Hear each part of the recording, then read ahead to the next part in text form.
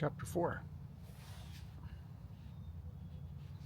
I recently put some packing tape on my book.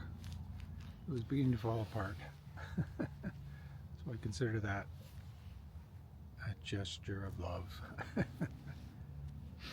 Okay, chapter 4, we start off with this interaction between Prince Vasily and this elderly lady, Princess Drubetskaya.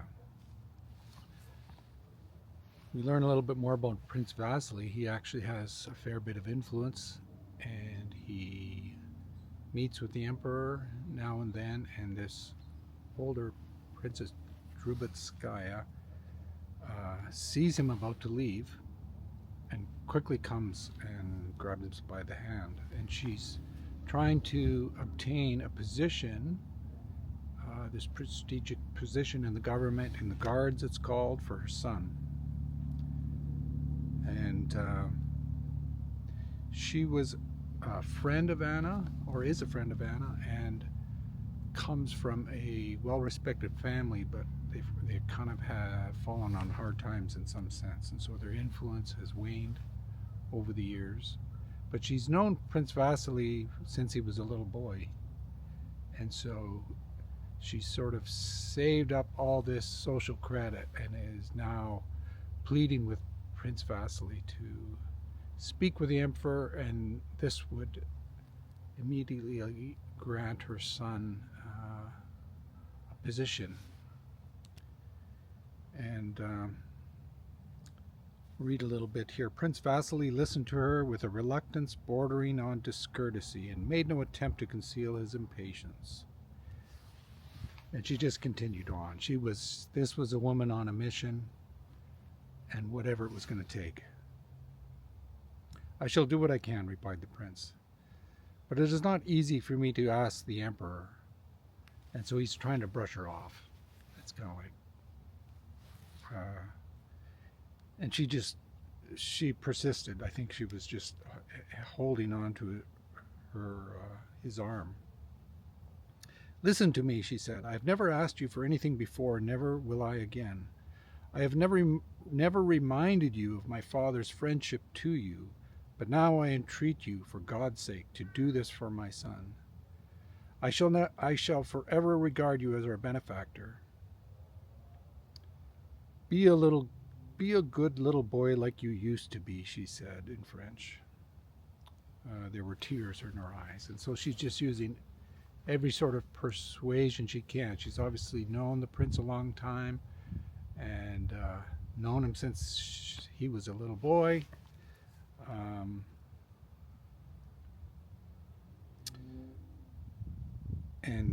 We kind of get behind the scenes. There's a line here written, but influence is capital that must be economized if it is to last, and Prince Vasily knew this. So there's this game going on, this calculation, somewhat conscious but unconscious. Prince Vasily, he just can't go to the emperor with endless requests upon requests, or they become useless. And so he's very much being careful about this, and he's not wanting to tell this older princess that he would do this. In the Princess Drubetskaya's case, however, this fresh appeal made him feel something like a twinge of conscience. She had only reminded him of what was true. He was indebted to her father for his first steps in the service. Moreover, he could see by her manner that she was one of those women who, having made up their minds, particularly if they are mothers, will not rest until they have gained their ends. And so I kind of like this insight into Prince Vasily. We were early on introduced him as kind of a cool, diplomatic, matter-of-fact kind of guy. But here again, we see a more heartfelt aspect of him. She was only telling him what was true regarding when his own career got started and so on. And so I really like like how the characters, here's another example. I really like how the characters, you know, you're introduced to them and you might be quick to make a judgment one way or the other, and then not too soon after you see this other side. They're not wholly one or the other, but it's a very mixed bag and nuanced. And I like this in Prince Vasily too, even though he was very much a calculating person, he had a heart. And then he said, "It is almost impossible to do what you wish, but to prove my devotion to you and my respect for your father's memory, I'll do the impossible. Your son shall be transferred to the guards. Here is my hand on it. Are you satisfied?" And so he's kind of like, okay, I can do this. I'll do this for you. He felt a little bit of obligation. And this mother, it's funny how mothers are. Then she just goes on, "Oh, you are my dearest benefactor." And then quite quickly she just makes another request. "Okay, if he's in the guards, why don't you ask him to be an adjutant for Kutuzov, who's one of the top generals?" She's just like, just pushing, you know, the limits. And here's where Prince Vasily kind of draws the line. He says, hey man, I'm doing this for you. I'm not going to promise he can be an adjutant for Kutuzov, which would be even a higher ranked position, which we know Prince Andrei is actually currently, which gives us a little understanding of where Prince Andrei is. He doesn't promise that, but he promises he'll get her son, which is named Boris, by the way. We'll need to remember that. And so it just describes here this older princess. She brought into play all the time-honored feminine devices, but as soon as he had gone, Prince Vasily, her face resumed its former cold, artificial expression. She returned to the group where the Viscount was still talking, and again made a pretense of listening. Her object obtained. She was merely waiting for a suitable moment to leave. And I kind of like that interaction. And then the rest of the chapter is a bit of a political dialogue. It gets us a little deeper into the politics of the time. And on the one side, you have this Viscount who was there, invited by Anna. You have Anna and this Viscount and a few others who are kind of the old guard, monarchists, pro-emperor, pro the way things were, and it was ordered, it was structured. And then you have on the other side primarily what is Pierre and Prince Andrei, but they're not outright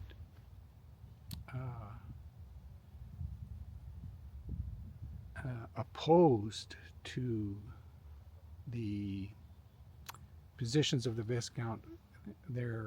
These are younger people with ideas in their heads, and I should just get into it. And so Prince Andrei makes this comment of speaking about Bonaparte. So what happened is there's this fellow who got assassinated, and he was accused of conspiring to try to kill Napoleon.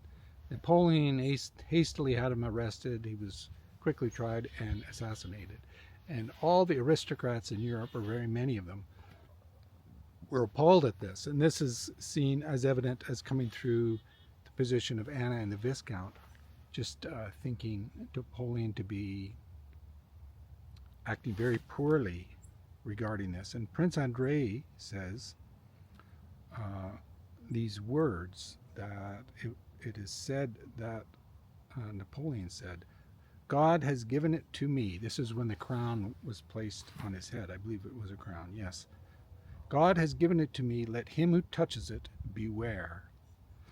This was, these words were ascribed to Bonaparte. And Prince Andrei says about them, they say he was quite splendid when he spoke these words. And so this gives us an idea. Okay, Prince Andrei has some empathy for what Napoleon's about. And of course, the Viscount and Anna are having none of it. They feel that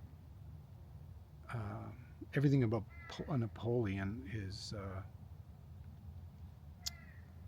not to be respected.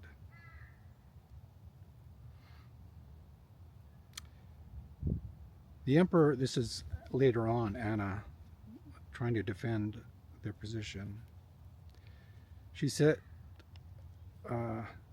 Emperor Alexander, she said in the mournful tone that accompanied any reference to the imperial family.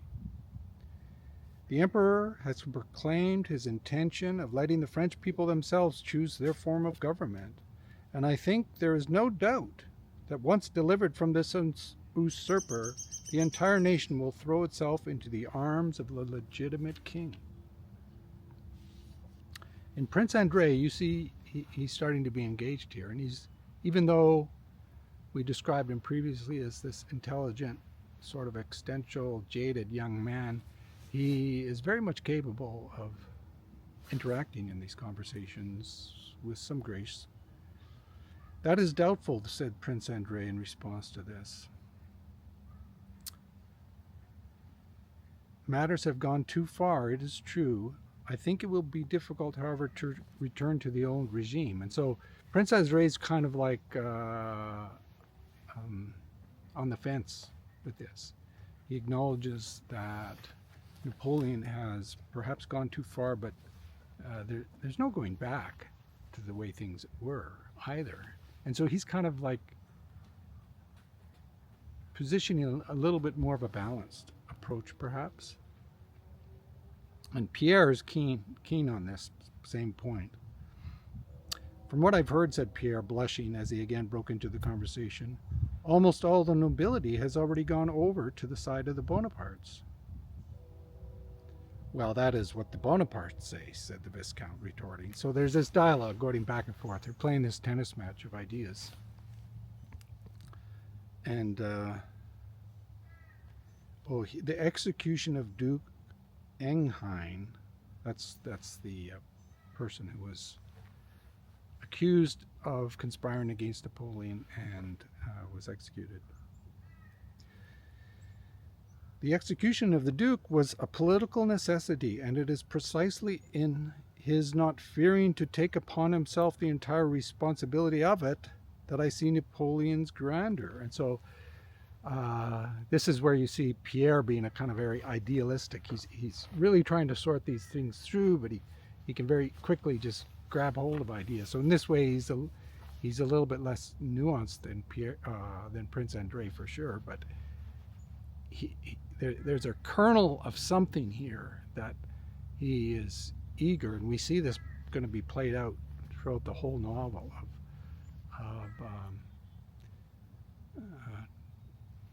trying to find some sort of order in governments that is more pro-equality. And Anna Pavlovna is horrified with what's Pierre's talking about. And Pierre just goes on. He's got this momentum, and he can't help himself anymore. The reason I say this, he went on rashly, is that the Bourbons fled from the revolution, leaving the people to anarchy.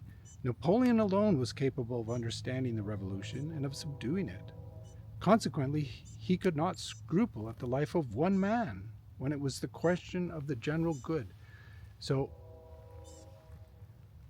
Pierre's just caught by this idea. Of course, Anna and the Viscount still have none of it. And Anna is trying to calm things down. Hey Pierre, hey, why don't you come over here to this other table? Just trying to she's afraid this thing is going to blow up. But Pierre won't be stopped. He's growing more and more animated.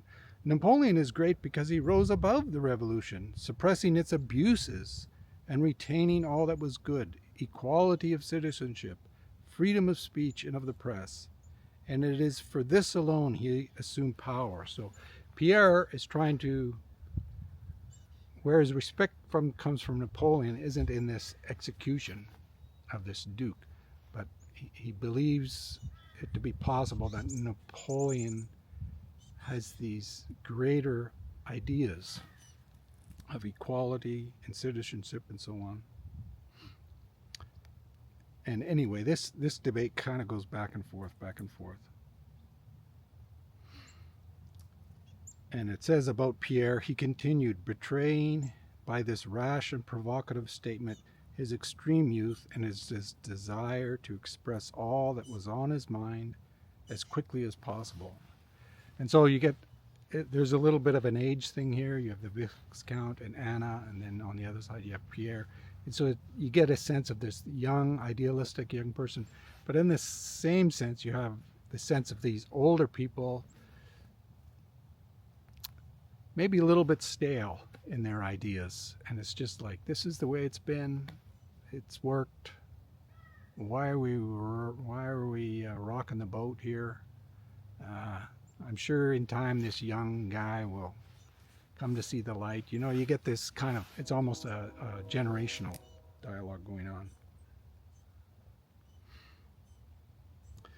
And in fact, Pierre says later, I'm not talking about regicide, I'm talking about ideas. So he's, again, trying to deflect away from the assassination story to this ideological one. Yes, those were excesses to be sure, but that's not what's important. What's important is the rights of man, emancipation from prejudice, equality of citizenship, and all these Napoleon has retained in full force. This is kind of one of the early times we kind of see Pierre struggling with these ideas, and again, not just taking what previous generations have said and done to be the answer. He's generally trying to wrestle with it. And we see Prince Andrei. Prince Andrei all this time has sort of been on the sideline. He watched Pierre with a smile, glancing now and then at the Viscount, now at the hostess, kind of just he's humorously watching this. Remember, we know Prince Andrei, he's wrestled with these ideas himself, and you get a real sense he's both seeing both sides, he's seeing the extremes of both sides, he's seeing the contradictions of both sides, and he's finding some entertainment as this dialogue takes place. So the emotion of this continues to grow. At first, Anna was trying to deflect and kind of quiet Pierre so this wouldn't blow up, but she's realizing, okay, I can't control this guy, and so she just goes full bore defending the Viscount. And so you get Anna, the Viscount, and then also you get the Princess Lisa asking a question, and Prince Epaulet. So all these things are, yes, what about this, Pierre? What about this? You can't condone this. What about this? And it's just like, it's this crescendo. And we get this really, really fun paragraph. Pierre, not knowing whom to answer, he's just getting attacked on all fronts, looked from one to the other and smiled. His smile was quite unlike the half-hearted smile of most people. When he smiled, his serious, rather morose expression instantly vanished and was replaced by a kind, childlike, even somewhat foolish look that seemed to ask for forgiveness. And so there's something of Pierre's heart that comes through here. You know, he's struggling with his ideas, and yet there's an innocence there, and he's realized he hasn't figured it out, and he's kind of upsetting his people, and he doesn't know what to do, and he's kind of at a loss. And rather than just push, pound some more, he's just kind of in his mind reaches this kind of, I'm not sure if embarrassing is the right word, but just this breaking point of, hey, everybody, I'm sorry. It's kind of like, not sorry for his ideas, but and here finally we have Prince Andrei coming to his defense. How do you expect him to answer you all at once? Asked Prince Andrei. Besides, in the action of a statesman, one must distinguish between his acts as a private person and those as a general or an emperor. At least so it seems to me. Yes, yes, of course, Pierre put in, delighted at the show of support. And Prince Andrei continued on. One must admit that Napoleon as a man was great at the bridge of Arcole and in the hospital at Jaffa where he gave his hand to the plague-stricken. But there are other acts that are not so easy to justify. And so it's interesting, it's Prince Andrei who speaks to the nuance of these things, even if briefly, but comes to his friend's aid. Prince Andrei, apparently wanting to mitigate the awkwardness of Pierre's remarks, rose and made a sign to his wife that it was time to go. And so we see a little bit of the politics in this chapter and just more further development of these characters and how nuanced they are. They kind of have their own ideas, and just the story is continuing to develop.